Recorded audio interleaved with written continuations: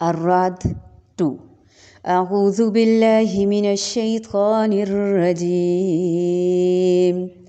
الله الذي رفع السماوات بغير عمد ترونها ثم استوى على العرش وسخر الشمس والقمر كل يجري لأجل مسمى يدبر الأمر يفصل الآيات لعلكم بلقاء ربكم توقنون.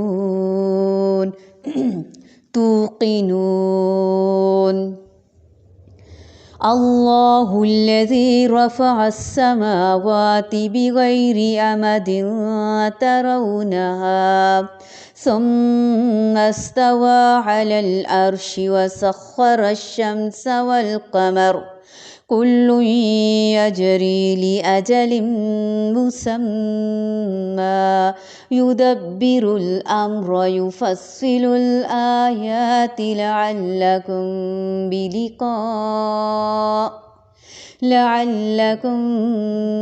بلقاء ربكم توقنون. اللہ تعالی، الذی وہی ہے جس نے رفع بلند کیا، السماواتی آسمانوں کو، بغیر عمدن ستونوں کے، ترونہا تم دیکھتے ہو جنہیں، ثم پھر، استوا وہ بلند ہوا، علی العرش عرش پر، وسخر اور اس نے مسخر کیا، الشمس سورج، والقمر اور چاند کو، کلن سب، یجری چل رہے ہیں، لأجل ایک وقت تک، مسمن مقرر، یدبر وہ تدبیر کرتا ہے، الامر کام کی، یفصل وہ کھول کر بیان کرتا ہے، الآیاتی آیات کو، لعلکم تاکہ تم، بلقاء ملاقات کا، ربکم اپنے رب کی، توقنون تم یقین کرو. اللہ تعالیٰ وہ ہے جس نے آسمانوں کو بغیر ستونوں کے بلند کر رکھا ہے کہ تم اسے دیکھ رہے ہو، پھر وہ عرش پر قرار پکڑے ہوئے ہے. اسی نے سورج اور چاند کو ماتحتی میں لگا رکھا ہے، ہر ایک میعاد معین پر گشت کر رہا ہے. وہی کام کی تدبیر کرتا ہے، وہ اپنے نشانات کھول کھول کر بیان کر رہا ہے کہ تم اپنے رب کی ملاقات کا یقین کر لو. استوا العرش ہم پہلے بھی پڑھ چکے ہیں. اس سے مراد اللہ تعالیٰ کا عرش پر قرار پکڑنا ہے. محدثین کا یہی مسلک ہے کہ وہ اس کی تعویل نہیں کرتے، جیسے بعض دوسرے گروہ اس میں اور دیگر صفات الہی میں تعویل کرتے ہیں. تمام محدثین کہتے ہیں کہ اس کی کیفیت نہ بیان کی جا سکتی ہے اور نہ ہی اسے کسی چیز کے ساتھ تشبیہ دی جا سکتی ہے، کیونکہ لیس کمثلہ شیء وہو السمیع البصیر، اس کی مثال ہے ہی نہیں، وہ بے مثل ہے، بے مثال ہے، اپنی مثال آپ ہے. پھر اسی آیت میں یہ جو ایک وقت مقررہ کو بیان کیا گیا ہے، یعنی قیامت تک اللہ تعالیٰ کے حکم سے یہ سارا نظام چلتا رہے گا، جیسا کہ فرمایا والشمس تجری لمستقر لہا ذالک تقدیر العزیز العلیم. سورج اپنے ٹھہرنے کے وقت تک چل رہا ہے. پھر دوسرے معنی یہ ہے کہ چاند اور سورج دونوں اپنی اپنی منزلوں پر رواں دواں رہتے ہیں. سورج اپنا دورہ 1 سال میں اور چاند 1 ماہ میں مکمل کر لیتا ہے. پھر فرمایا والقمر قدرناہ منازل، ہم نے چاند کی منزلیں مقرر کر دی ہیں. 7 بڑے بڑے سیارے ہیں جن میں سے 2 چاند اور سورج ہیں. یہاں صرف ان 2 کا ذکر کیا گیا کیونکہ یہی وہ سب سے زیادہ بڑے اور اہم ہیں. جب یہ دونوں بھی اللہ تعالیٰ کے حکم کے تابع ہیں تو دوسرے سیارے تو بطریق اولا اس کے تابع ہوں گے یقیناً۔ اور پھر ان دو کا ذکر اس لیے کیا گیا کہ بہت بڑی اور واضح نشانیاں ہیں جو ہر خاص و عام ہر بندہ دیکھتا ہے اور ڈیلی بیس دیکھتا ہے ان دو نشانیوں کو۔ پھر جب یہ اللہ تعالیٰ کے حکم کے تابع ہیں، فرما بردار اور اطاعت گزار ہیں، تو یہ معبود نہیں ہو سکتے۔ معبود تو وہی ہے جس نے ان کو مسخر کیا ہے۔ اس لیے فرمایا لا تسجدوا للشمس ولا للقمر واسجدوا للہ الذی خلقہن ان کنتم ایاہ تعبدون۔ سورج اور چاند کو سجدہ نہ کرو، اس اللہ تعالیٰ کو سجدہ کرو جس نے انہیں پیدا فرمایا اور تم صرف اسی کی عبادت کرو۔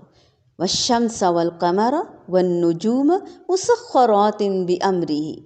الاعراف میں اللہ تعالیٰ فرماتے ہیں کہ سورج، چاند اور تارے سب اسی کے حکم کے تابع ہیں، لہٰذا ہم انسانوں کو ہر حال میں ہر قیمت پر رب تعالیٰ کا تابع فرما بردار بننا ہے۔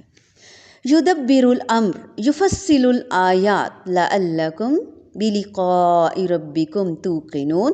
نشانیاں کھول کھول کر وہ بیان کرتا ہے شاید کہ تم اپنے رب کی ملاقات کا یقین کر لو۔ کتنے % یقین ہے ہمیں؟ مور دین 100% یقین ہونا چاہیے، اور یہی یقین ہمیں عمل پہ مجبور کرے گا، عمل پہ ابھارے گا۔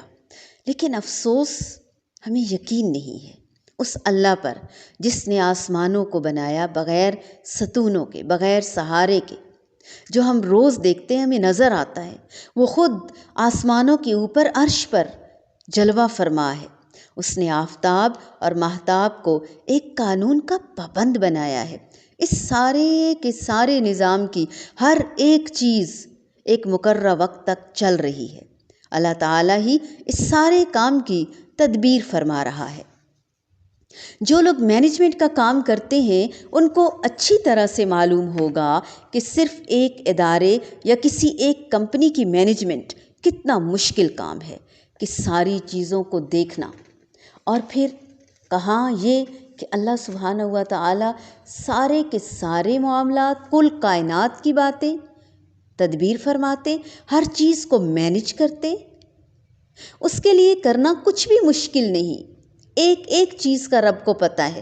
ایک چیونٹی، چھوٹے سے چھوٹا کیڑا مکوڑا، جب بھی کسی کیڑے مکوڑے کو بھی آپ دیکھیں تو سوچ نہیں آتی ذہن میں اس کی شکل و صورت رب نے کیسی پلاننگ کی ہے، اس کے اندر کے سسٹم، اس کی غذا، کس طرح سے وہ سروائیو کرتا ہے، ہر ایک اس کا سسٹم کس طرح سے منظم بنایا ہے رب نے۔ کس مقصد کے لیے ہمیں زندگی دی، کتنی زندگی دی، کتنے دن کی، کیڑوں مکوڑوں کو، چیونٹیوں کو، چھوٹی سی چھوٹی چیزوں کو، اور پھر ہم انسانوں کو۔ حقیقت اللہ تعالیٰ ہی جانتا ہے کس طرح وہ زندہ رکھے ہوئے ہے، اپنے اپنے مقام پر ہر ایک کو سنبھالے ہوئے ہے۔ یہ سب تدبیر صرف اور صرف اللہ رب العزت فرماتا ہے۔ یدبر الامر یفصل الآیات لعلکم بلقاء ربکم توقنون۔ وہ نشانیاں کھول کھول کر بیان فرما رہا ہے شاید کہ تم اپنے رب کی ملاقات کا یقین کر لو۔ ابھی بھی نہیں کرو گے تو پھر کب اور کیسے کرو گے؟ دنیا کا سب سے مشکل کام انتظامی امور کی نگرانی کرنا، مینجمنٹ کرنا۔ ہر روز اس بات پہ ہم لڑتے جھگڑتے ہیں کہ مس مینجمنٹ کا شکار ہو جاتے ہیں۔ آج ہر طرف ڈگریز کا چرچا ہے جی، مینجمنٹ کی ڈگریز لی ہوئی ہیں، مینیجر بنے ہیں۔ اللہ اکبر! قرآن پڑھ کر حیرت ہوتی ہے کہ سب سے مشکل تو اس پوری کائنات کی لمحہ لمحہ نگرانی ہے جو اللہ تعالیٰ خود فرما رہا ہے۔ یدبر الامر ہے، وہ تمام کاموں کی تدبیر کرنے والا، سورج چاند کا نظام الاوقات مقرر کرنے والا، دن رات کو لانے اور لے جانے والا، پانی، ہوا، ہر چیز کا انتظام، مخلوقات کی ہر طرح کی ضرورت کا خیال رکھنے والا۔ پہاڑوں کو کھونٹے کی طرح گاڑ دینے والا، دریاؤں کو بہا دینے والا۔ انسان کو کیا ہو گیا ہے؟ کل کائنات کو چھوڑ کر، رب کو چھوڑ کر ٹویوٹا کمپنی کے سربراہ بل گیٹس کے پیچھے پڑ گیا، اس کے گن گاتا ہے، اس سے متاثر ہونے لگ گیا، وہ بھی مومن مسلمان، اللہ تعالیٰ کو بھول کر۔ یہ ہے پروپیگنڈے کا اثر۔ صحابہ کرام رضی اللہ تعالی عنہم اللہ تعالیٰ کو کما حقہ پہچانتے تھے، اس لیے کوئی شخص انہیں کبھی بھی مرعوب نہ کر سکتا تھا۔ آج ہم قرآن سے دور ہیں، سب سے روب کھائے ہوئے ہیں، اپنے حقیقی رب سے دور ہوئے ہیں، اس کو پہچان ہی نہیں پا رہے۔